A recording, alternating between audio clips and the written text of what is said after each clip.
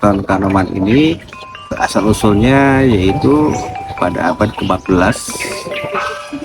bahwa Prabu Walasusang mendirikan satu lembaga pertama yang bernama istana pertama yang bernama Witana.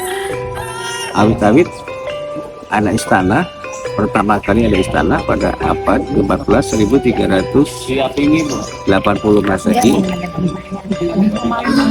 dan dilanjut oleh Syekh Hidayatullah pada abad ke-15.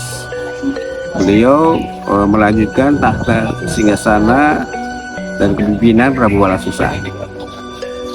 Pada generasi yang ke-6, generasi Syekh Hidayatullah,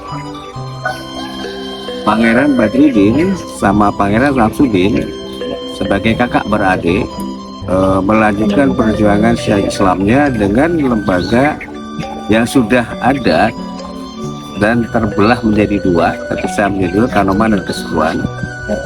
Jadi tempat dulu sudah ada, tinggal melanjutkan secara syiarnya bahwa Keraton Kanoman yang dulu namanya Keraton Cirebon berubah menjadi Keraton Kanoman pada tahun 1588 Masehi.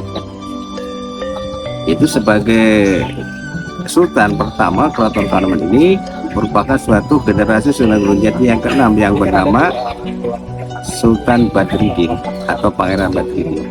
Itu sebagai beliau yang mendirikan suatu Kesultanan Keraton Kanoman ini. Penggerak budaya, penggerak adat istiadat, penggerak suatu akhlak wal karimah. Barometernya dari kesultanan ini dengan adanya budaya di setiap wilayah itu adalah berasal dari kesultanan ini yang menghidupkan budaya itu merupakan suatu media syiar Islam sebagai alat. Karena dulu pakai pengajian pada lari, karena pada waktu itu secara mayoritas Islam di Jawa Barat khususnya Cirebon ini mayoritas beragama Hindu Buddha. Agak sulit untuk berdakwah, untuk menyebarkan Islam itu dengan adanya media adat istiadat dan budaya. Akhirnya masyarakat itu mau merapat dan mau mendekat dengan seni dan budaya wayang, tarian dan gamelan itu, dan kuda lumping itu, lais itu adalah media syiar sebenarnya. Dengan datangnya para masyarakat melihat suatu tuntunan, ya bukan tontonan, tuntunan wayang, itu masyarakat antusias berbondong-bondong merapat tanpa diundang dan tanpa dipanggil. Artinya dengan merapat itu masyarakat harus dikenakan suatu loyalty, harus kena tiket. Tiket tersebut sangat mahal sekali. Tiketnya itu dengan mengucap 2 kalimat syahadat dan salawat. Dan di sini kesuksesan syiar Islam itu mulai bergerak dan mulai meluas dengan media syiar seni dan budaya tersebut. Disinilah berarti peran daripada adat dan budaya yang digerakkan oleh Kesta ini sebagai adalah media syiar untuk mengislamkan masyarakat yang ada di Jawa Barat, khususnya di wilayah Cirebon ini.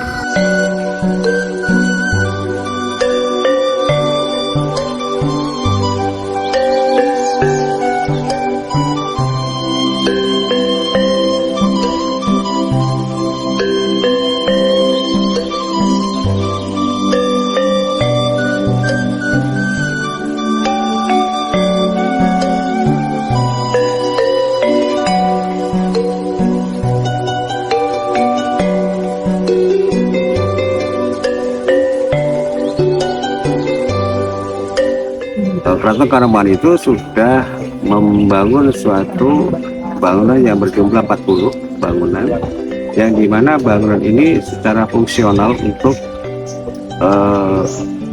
pemerintahan yang berbentuk kesultanan. Salah satu bahwa di dalam kesultanan itu hampir sama dengan pemerintah saat ini.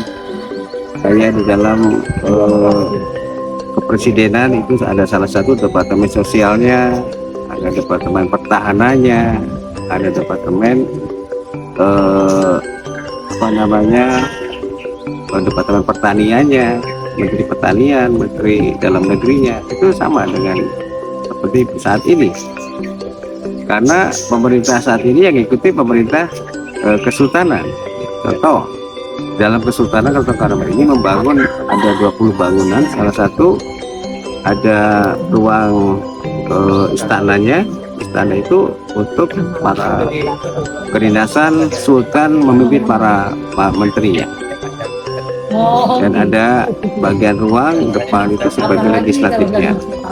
Dan di sini ada bangunan yang bernama Singabrata, yang salah satu sebagai tempat Menhankamnya, pusat yang ini.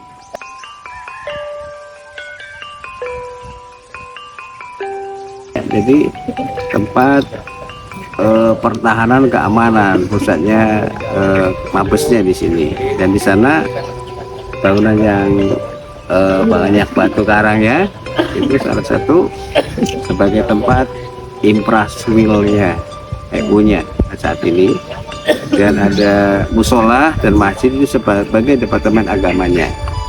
Dan di depan ada bangunan merah dan ada Paseban itu sebagai tempat untuk departemen sosialnya, humasnya di situ.